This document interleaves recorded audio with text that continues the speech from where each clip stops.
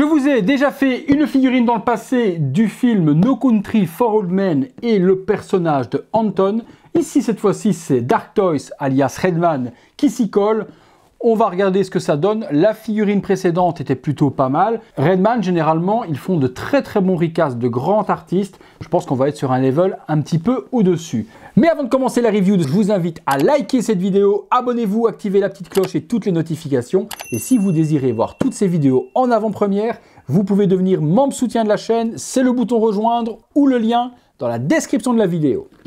DX 16Scale Collectible Figure, Anton, Dark Toys, et je remercie mon ami Laurent de me permettre de faire la vidéo pour vous. Visuel de la boîte, on retrouve toujours cette coiffure super chelou. 16Scale Collectibles, Product Designed by Dark Toys et Red Star. Sur l'arrière DTM 02, une boîte assez simple. Ce qui nous intéresse, c'est ce qu'il y a à l'intérieur. On est parti pour le contenu. Contenu de la boîte, c'est une boîte qui s'ouvre sur un aimant, on a une petite mousse, on tombe directement sur la figurine de Anton et en dessous, on doit voir les accessoires puisqu'il a quand même des armes assez particulières et elles doivent être quand même fournies. C'est bien ça, le fameux tueur de bétail avec la bombe de gaz, le socle, deux mains, une petite montre et une petite tige. Deux visages avec cette figurine, on se détaille tout ça dans le box. Le contenu avec la figurine, eh bien on se détaille tout ça. Un socle, No Country for Old Men, on a le vrai, eh bien c'est cool, le vrai titre du film, malgré que c'est totalement sans licence, on s'en balèque total, on met le vrai nom, on met également le vrai nom devant, Anton Chikung, voilà, tout y est, pas de licence, mais on est hyper respectueux du consommateur, pas de la licence, mais du consommateur, et on met tout ce qu'il faut pour qu'on soit super ravi. La première arme, le fameux shotgun avec le silencieux par devant, ça fait des dégâts dans le film, quand il tire, il reste rien. Votre tête, elle explose, on dirait une pastèque. Complètement dingue. C'est tout en PVC pour cette arme-là, donc pas de métal. Par contre, là, gros level up par rapport à la version précédente de l'autre fabricant que je vous avais fait. Là, la bonbonne, elle est en métal complet. Donc complètement métallique, c'est super froid. Petite partie ici pour la vanne, ça ne s'ouvre pas, ça ne tourne pas, n'essayez pas, vous risquez de le casser.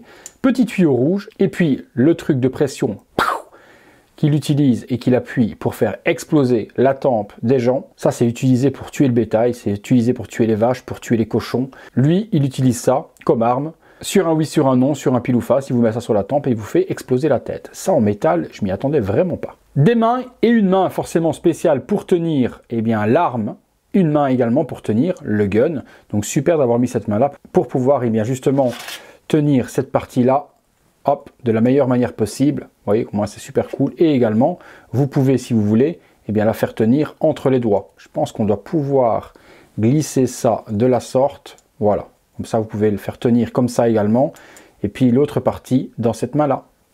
Ça, c'est cool d'avoir designé une main pour tenir la bonbonne. Une petite montre fournie à lui mettre au poignet. Il est quelle heure sur cette montre-là? Il est exactement 16h08 minutes. La figurine, on regarde ensemble. Au niveau déjà, en main, comme ça, le tailoring des vêtements est largement au-dessus de la figurine précédente. C'est exceptionnel.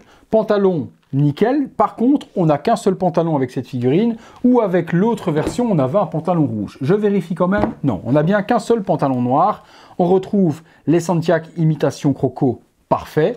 La veste est vraiment hyper bien gérée, hyper bien cousue, sublime. Franchement, sublime.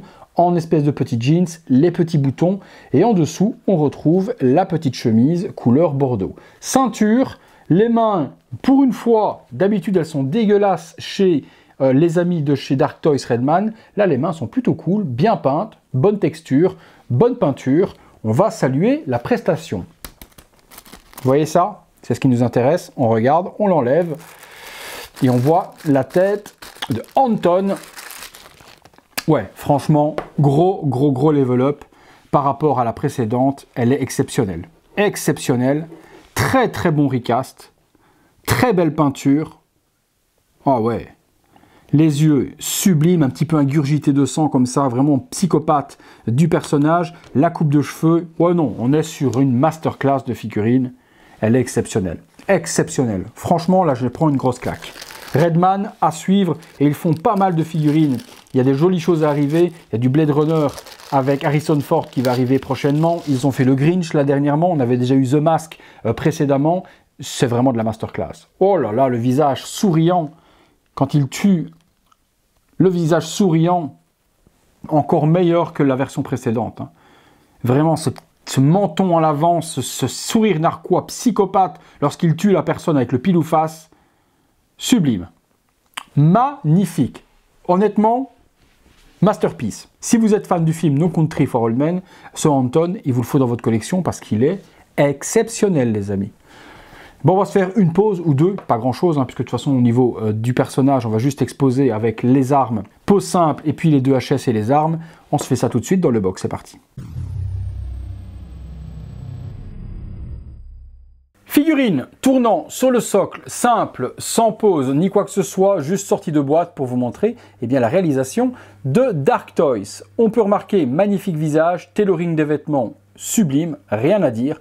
Au niveau de la veste, au niveau bien, du pantalon, des bottes, bon là elle est vraiment sortie de boîte, je ne l'ai pas arrangée. On va lui donner une ou deux poses un peu plus classe, un peu plus muséum avec les accessoires dans quelques secondes. Mais c'est vraiment masterclass. Pose avec son arme. J'aurais peut-être tendance quand même à dire que la tête fait un petit peu coup de girafe, elle est un petit peu haute. Il faudrait peut-être retirer le pex à l'intérieur et descendre un tout petit peu la tête. Voilà, vous voyez là sur le côté, on voit que la nuque est un petit peu grande. Ou alors mettre quelque chose au niveau des épaules pour remonter la veste et faire des épaulettes et que la veste et la chemise remontent un petit peu plus haut afin de masquer ce petit coup de girafe un petit peu gênant.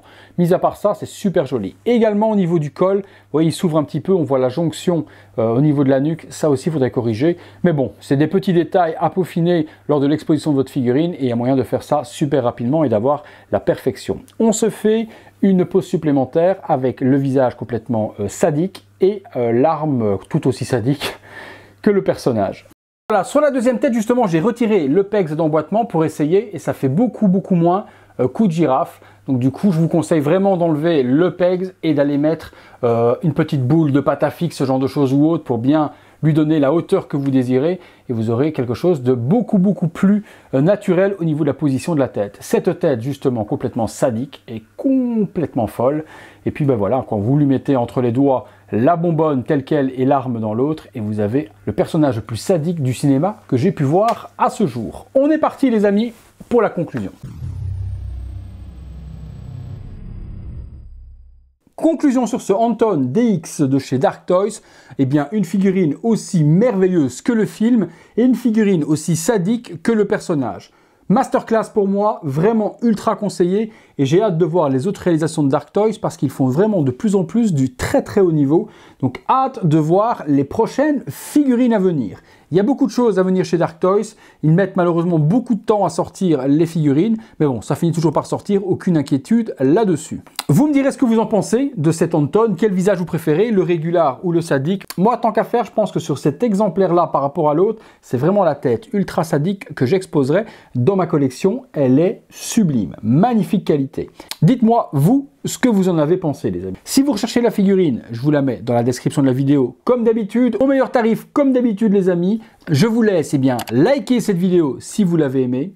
Abonnez-vous si ce n'est pas encore fait, ça fait toujours plaisir. Activez la petite cloche et rejoignez les membres soutiens si vous voulez voir ces vidéos en avant-première, participer au concours et également aider mon travail.